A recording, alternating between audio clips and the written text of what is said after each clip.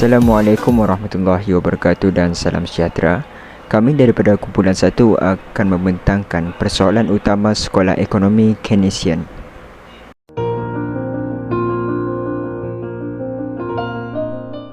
Sistem idea Keynesian adalah salah satu sekolah pemikiran ekonomi yang paling penting.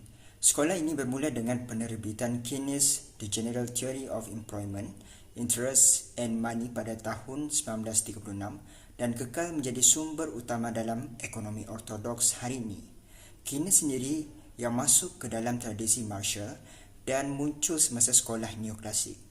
Walaupun Keynes dengan tajam mengkritik aspek-aspek tertentu ekonomi neoklasik, Keynes bersama-sama dengan doktrin Ricardian di bawah tajuk ekonomi klasik, dia menggunakan banyak postulat dan kaedahnya.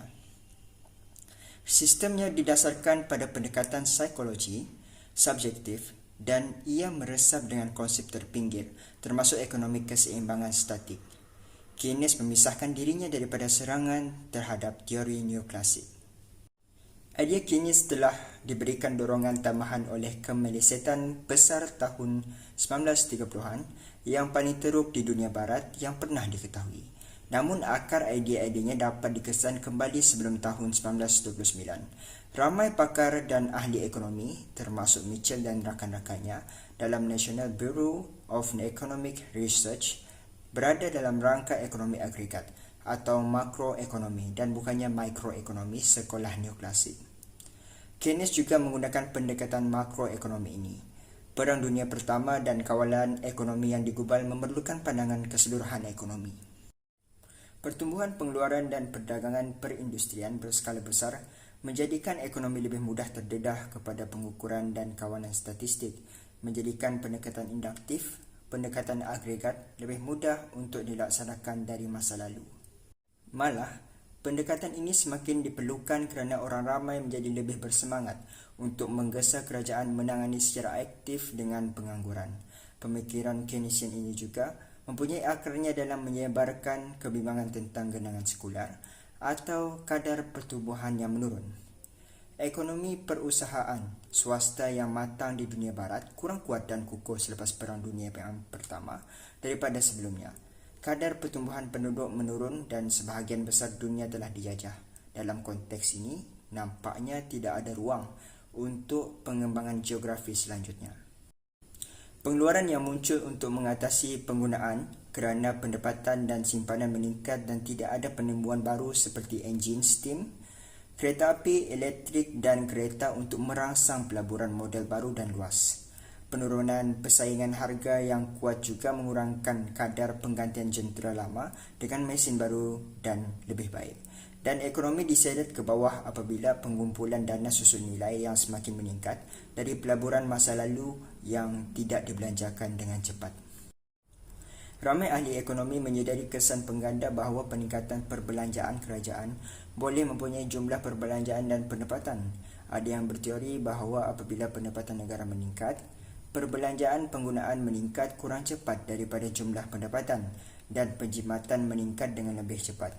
Upah diiktiraf sebagai sumber permintaan untuk barangan serta kos pengeluaran dan memotong upah sering ditentang sebagai tidak memberikan penyelesaian yang terbaik untuk pengangguran kerana ini adalah pemikiran makroekonomi. Ramai orang memperoleh idea-idea ini secara bebas daripada Keynes dan membincangkannya secara meluas di Amerika Syarikat, tetapi Keynes yang menyediakan rangka kerja analisis yang menggabungkan idea-idea ini dan menyentuh revolusi Keynesian dalam ekonomi. Salam sejahtera. Seterusnya pembentangan akan diteruskan dan beralih kepada poin yang kedua, iaitu pegangan utama dalam sekolah Keynesian. Terdapat beberapa pegangan yang diambil kira oleh John Maynard Keynes dan para pengikutnya untuk disertakan di dalam teori mereka, antaranya seperti penekanan kepada makroekonomi, orientasi permintaan, ketidakstabilan di dalam ekonomi, prinsip ketegaran dalam upah dan harga, dan yang akhir sekali, dasar fiskal dan monetary yang aktif. Bagi poin yang pertama iaitu penekanan kepada makroekonomi. Makroekonomi itu sendiri membawa maksud sebagai salah satu cabang dalam ekonomi yang mengkaji bagaimana keseluruhan ekonomi dalam skala yang besar. Dalam perkara tersebut, agregat jumlah penggunaan, simpanan, pendapatan, keluaran serta pekerjaan telah menarik minat Keynes. Mereka iaitu Keynes dan para pengikutnya lebih gemar untuk berdiskusi dalam hubungan antara perbelanjaan dalam ekonomi dan agregat keputusan pekerjaan. Beralih kepada poin yang kedua, iaitu orientasi permintaan. Keynes dan para pengikutnya menekankan kepentingan permintaan yang berkesan atau kini dikenali sebagai perbelanjaan agregat sebagai salah satu daripada penentu segera kepada pendapatan negara, keluaran dan kadar pekerjaan. Firma-firma secara kolektif telah menghasilkan tahap output yang sebenar mereka jangkakan untuk dijual. Namun begitu, kadang-kala perbelanjaan agregat tidak mencukupi untuk membeli semua keluaran yang telah dihasilkan, dan berlaku lebihan pengeluaran tanpa ada belian daripada pengguna maupun firma-firma. Dalam bahasa mudahnya, permintaan yang berkesan menentukan keluaran sebenar ekonomi, yang daripada beberapa kes adalah kurang daripada tahap keluaran yang akan wujud jika terdapat guna tenaga penuh ataupun potensi keluaran. Yang ketiga ialah ketidakstabilan dalam ekonomi. Ekonomi terdedah kepada ledakan dan kegagalan yang berulang disebabkan oleh tahap perbelanjaan dan pelaburan yang dirancang tidak menentu. Jadi perubahan dalam rancangan pelaburan telah menyebabkan perubahan berlaku di dalam pendapatan dan output negara yang lebih besar daripada perubahan awal dalam pelaburan. Tahap keseimbangan pelaburan dan simpanan yang telah wujud selepas semua pelarasan dibuat dapat dicapai melalui perubahan dalam pendapatan negara dan bukannya perubahan dalam kadar faedah. Yang keempat adalah prinsip ketegaran dalam upah dan harga. Ketegaran dalam ekonomi membawa maksud sebagai harga dan upah sebenar gagal menyesuaikan diri dengan tahap yang ditunjukkan oleh keseimbangan, atau jika sesuatu memegang satu harga atau upah yang ditetapkan kepada nilai relatif yang lain. Ahli Keynesian memerhatikan bahawa gaji tidak fleksibel ke bawah disebabkan oleh faktor institusi seperti kontrak kesihatan sekerja, undang-undang gaji minimum dan kontrak tersirat.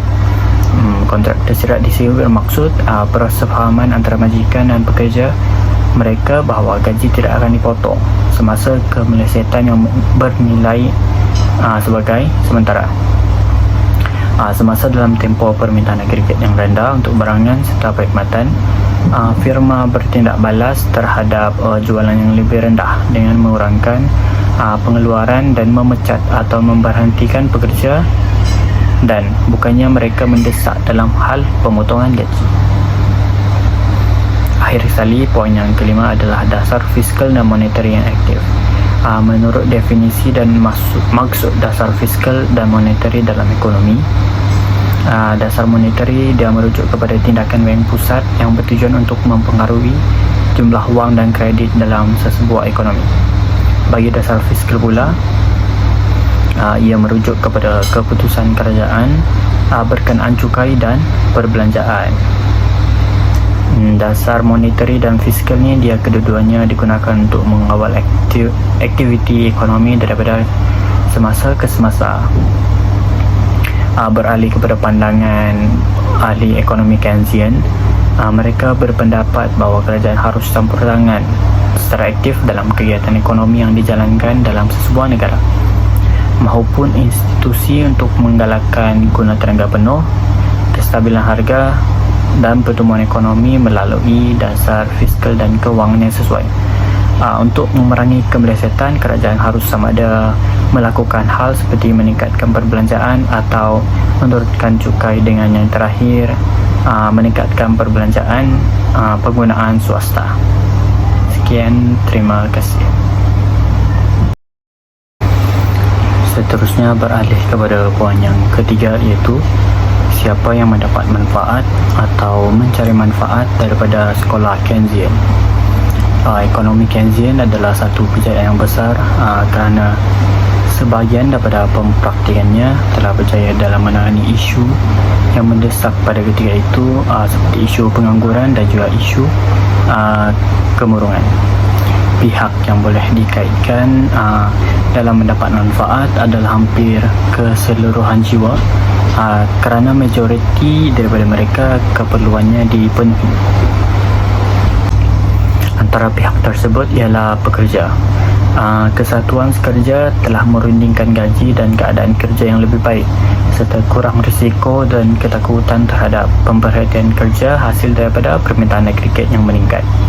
Selain itu, pihak yang seterusnya adalah pihak perniagaan. Kontrak kerajaan dan rancangan kerajaan untuk mengeluarkan ekonomi daripada kemurungan atau kemelesetan telah pun menguntungkan kepentingan perniagaan. Yang ketiga adalah jurubank. Apabila jurubank mempunyai banyak wang sekitar tahun 1930-an, mereka menemui pasaran yang luas dan menguntungkan untuk melabur dalam bon kerajaan dan kawalan kerajaan. Dalam pada masa itu, mereka telah menggunakan kesempatan tersebut dalam mendekatkan diri dengan hal berkaitan bagi mengaut keuntungan seberapa banyak yang mereka boleh perolehi. Hal ini telah disokong oleh penyediaan kecairan, keselamatan dan kestabilan kepada sistem perbankan. Yang tambahan pula, pihak yang telah memperoleh kebaikan adalah seperti pembaharu ataupun penyelidik cendekiawan. Mereka menikmati pekerjaan yang bertambah banyak dalam perkhidmatan kerajaan dan mereka dapat meneruskan pembaharuan yang ringan, selamat waras yang timbul daripada pemikiran Keynesian dalam semangat perang salib. Dan yang terakhir adalah masyarakat Keynesian itu sendiri. Peningkatan pendapatan petani pada tahun 1960 hingga sekitar tahun 1970-an, pengguna nya telah menyokong kepada pemotongan cukai. Berdasarkan kepada prinsip Keynesian, perkara tersebut adalah wajar kerana ia dapat membantu untuk merangsang permintaan dan pertumbuhan ekonomi. Pekerja penuh atau separuh penuh memberi manfaat kepada masyarakat ataupun individu yang menderita akibat isu mendesak tersebut, iaitu isu kemurungan dan isu pengangguran. Sekian, terima kasih. Hai, saya Azli bin Jonis dan saya akan buat pembentangan tentang bagaimanakah sekolah Keynesian sah, berguna atau betul pada masanya. Sebelum itu, saya ingin menerangkan bagaimana terhasilnya Keynesian ini. Ia terdiri daripada pelbagai aspek yang mendorongnya untuk wujud. Antaranya ialah kesan daripada Perang Dunia Kedua dan The Great Depression yang berlaku pada 1930-an, dan teori ekonomi yang sedia ada pada masa tersebut tidak lagi relevan, di mana merupakan teori klasikal yang tidak dapat menjelaskan sama ada punca kejatuhan ekonomi dunia yang teruk atau menyediakan penyelesaian dasar awam yang mencukupi untuk memulakan pengeluaran dan pekerjaan. Oleh itu, sekolah Keynesian adalah berguna pada masanya apabila menurut ahli ekonomi British John Maynard Keynes meneraju revolusi dalam pemikiran ekonomi yang membatalkan idealisme ketika itu bahawa pasaran bebas secara automatik akan menyediakan pekerjaan penuh. Hal yang demikian, sekolah Keynes berguna melalui pendapatnya, iaitu terdapat cara alternatif kepada pengurangan gaji nominal untuk mencapai pekerjaan penuh dan peranan bank pusat dan tagihan atau subsidi pekerjaan. Hal yang demikian, menurut pandangan Keynes, pengurangan gaji nominal yang mendalam dan umum menjadikan dasar ekonomi yang buruk. Keynes berpendapat terhadap satu syarikat dapat meningkatkan penjualan dan pekerjaan melalui potongan gaji, kerana permintaan untuk produknya akan tetap tidak terpengaruh. Walau bagaimanapun, ianya tidak mudah meningkatkan penjualan dengan memotong upah nominal, kerana upah adalah sumber permintaan barang dan juga kos pengeluaran. Sekiranya gaji mulai turun, pengguna mungkin akan menjangkakan penurunan gaji yang berterusan dan akan mengurangkan pembelian. Hal ini boleh menyebabkan perniagaan menangguh perbelanjaan pelaburan dan harga akan jatuh. Selain itu, margin keuntungan menjadi lebih kecil, sehingga menghentikan pelaburan baru. Kerana pemotongan gaji merugikan pekerja yang mempunyai kecenderungan marginal yang tinggi untuk mengambil dan menolong majikan yang mempunyai pekerja yang rendah. Kecenderungan keseluruhan untuk mengambil akan berkurang, dan ini semakin memburukkan lagi keadaan yang dimana berlakunya The Great Depression pada 1930-an. Oleh itu, Keynes sangat percaya dengan peranan kerajaan dalam menstabilkan ekonomi dalam meminimumkan pengangguran. Pada pandangan Keynes, untuk mewujudkan peningkatan aktiviti ekonomi, instrumen utama untuk itu adalah peranan bank pusat, yaitu dalam mewujudkan dasar monetari. Ianya dengan meningkatkan bakalan uang yang tersedia untuk perniagaan dan kepada pengguna melalui pinjaman dengan faedah yang rendah. Aktiviti ekonomi akan dapat dirangsang. Hal ini, dengan adanya uang tunai, perniagaan boleh melabur dalam permodalan semula dan pengguna juga boleh berbelanja. Apabila perniagaan di permodalan semula dan berkembang, ia akan mengambil lebih ramai pekerja sekaligus mengurangkan kadar pengangguran. Seterusnya, menurut Keynes, juga kerajaan pusat boleh meningkatkan kadar pekerjaan melalui perusahaan tajaan ataupun subsidi kerajaan seperti pelbagai program persekutuan yang membantu mengeluarkan Amerika Syarikat daripada The Great Depression. Antaranya program Work Project Administration yang telah membantu menangani keperluan untuk pekerjaan masyarakat pada masanya.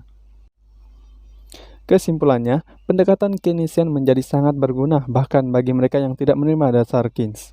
Hal ini karena teori Keynes menetapkan satu set alat analisis yang baru untuk melihat ekonomi, mendorong perkembangan perekonomian pendapatan negara, merangsang usaha yang luas dan bermanfaat dalam kajian empirikan dunia nyata. Selain itu, dia dapat juga mempercepatkan perkembangan ekonometrik dan mewujudkan liberalisme yang baharu dan berguna. Alright, sekarang kita sudah sampai kepada slide pembentangan ke prinsip sekolah mana yang menjadi sumbangan yang berkekalan. Okay? Alright, so untuk intro kepada prinsip sekolah mana yang menjadi sumbangan berkekalan adalah seperti banyak idea yang dibangunkan oleh Keynes dan pengikutnya telah menjadi unsur ortodoks microeconomy contemporary. Malah ekonomi contemporary boleh dikatakan sebagai gabungan microeconomy, neoklasik dan makroekonomi yang diilhamkan oleh Keynesian. Alright, so seterusnya kepada konsep ia adalah yang pertama sekali adalah fungsi penggunaan, okey, iaitu konsep ini semua adalah diguna pakai pada zaman sekarang lah, daripada zaman Keynes sampai ke hari ini, okey. So, yang pertama adalah fungsi penggunaan, yang kedua kecenderungan marginal untuk menggunakan, okay, marginal propensity for consumption dalam bahasa Inggeris. Seterusnya fungsi penjimatan dan kecenderungan marginal untuk menjimatkan, okay, sama dengan marginal untuk menggunakan, tapi bezanya adalah menjimatkan dan juga menggunakan. Dan seterusnya kecekapan marginal modal. Dan akhir sekali transaksi. Okey, kita meneruskan dengan konsep lagi. Ada beberapa lagi konsep, okey. Okey, seterusnya adalah berjaga-jaga. Okey, berjaga-jaga ni maksudnya adalah dalam bahasa Inggeris adalah tak silap saya is precautionary, okey. Okey, seterusnya tuntutan spekulatif untuk wang, pengganda, exposed dan ex ante simpanan, okey, itu namanya exposed dan ex ante. Pelaburan, investment, bagaimana korang tahu sekarang ni investment, pelaburan dan juga dasar fiskal dan juga keuangan lah, okey. Alright, kepada konsep yang terakhir sekali adalah analisis ISLM, okey. Maksud IS-LM, okay, korang boleh buat research, okay, ISLM, tapi ini adalah konsep yang diguna pakai pada hari ini. Akhir sekali ialah soalan nombor 6, iaitu kenal pasti satu pegangan utama sekolah Keynesian dan terangkan mengapa dan bincangkan kepentingan idea atau teorinya kepada pemikiran ekonomi. Terdapat beberapa pegangan utama sekolah Keynesian, antaranya ialah perbelanjaan agregat. Perbelanjaan agregat ialah jumlah perbelanjaan yang dilakukan oleh semua golongan pengguna bagi semua sektor ekonomi. Komponen penggunaan ataupun C ialah perbelanjaan terhadap barang dan perkhidmatan oleh sektor isi rumah. Komponen yang kedua ialah pelaburan ataupun I ialah perbelanjaan terhadap barang modal oleh sektor firma. Komponen yang terakhir pula ialah komponen perbelanjaan kerajaan ataupun G. Perbelanjaan kerajaan ialah perbelanjaan terhadap barang pengguna dan barang modal oleh sektor kerajaan atau dinamakan juga sebagai perbelanjaan awam. Tambahan pula, perbelanjaan ekspor bersih hanya terdapat dalam ekonomi 4 sektor iaitu ekonomi terbuka. Manakala sektor perbelanjaan agregat pula terbahagi kepada 3 sektor yang utama. Pertama sekali ialah ekonomi 2 sektor, kedua ekonomi 3 sektor dan yang terakhir ialah ekonomi 4 sektor. Teori perbelanjaan agregat bagi ekonomi 2 sektor bermaksud ekonomi tertutup tanpa campur tangan kerajaan. Sektor yang terlibat hanya sektor isi rumah dan juga sektor firma. Selain itu, perbelanjaan agregat bagi ekonomi 3 sektor pula bermaksud sektor ekonomi tertutup dengan adanya campur tangan kerajaan. Sektor yang terlibat ialah sektor isi rumah, sektor firma dan sektor kerajaan. Perbelanjaan agregat bagi ekonomi 4 sektor bermaksud ekonomi terbuka. Sektor yang terlibat ialah sektor isi rumah, sektor firma, sektor kerajaan dan juga sektor asing. Berdasarkan kepada teori tersebut, terdapat beberapa kepentingan perbelanjaan agregat terhadap pemikiran ekonomi. Pertama sekali, menyumbang kepada analisis terhadap pendapatan negara. Yang kedua, pengukur kepada pendapatan negara. Dan akhir sekali, melaksanakan dasar fiskal untuk memerangi kemelesetan. Okey, perbelanjaan agregat dikatakan menyumbang terhadap analisis kepada pendapatan negara. Hal ini dikatakan demikian kerana pendapatan negara boleh didapati melalui perbelanjaan agregat. Pengukur kepada pendapatan negara juga merupakan salah satu kepentingan perbelanjaan agregat. Melalui cara ini, sesuatu negara dapat mengetahui penurunan atau peningkatan sesuatu pendapatan negara. Akhir sekali, kepentingan perbelanjaan agregat ialah melaksanakan dasar fiskal. Dengan cara ini, kemelesetan sesebuah ekonomi dapat diatasi dengan beberapa komponen dasar fiskal. Jelaslah bahawa perbelanjaan agregat ini sangat penting bagi mengatur perbelanjaan atau pendapatan sesebuah negara.